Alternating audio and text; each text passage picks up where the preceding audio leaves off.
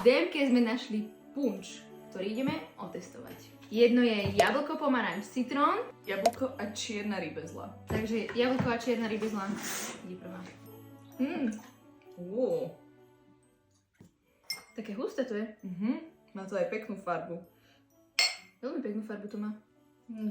Není to až tak moc sladké. Není to moc sladké, ale príde mi to také vodové trošku. Taká malinovka. Také džúsové to je skôr, no. Že to není to taký ten... Že origoš punč. Origoš punč. Ale také fakt jak džús. Jablkový punč. Pomaranč a citrón. Tak sa to trase. Tak to sa tu trase.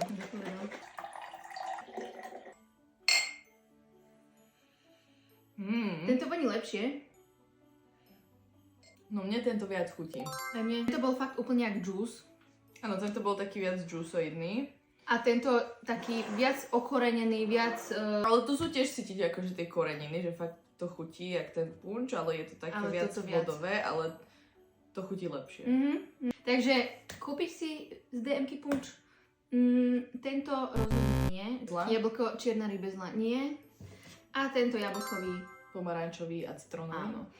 Lepšie by to bolo, keď sa to zohreje, ale mikrovlnka je ďaleko. Takže určite pred konzumáciou zohriať.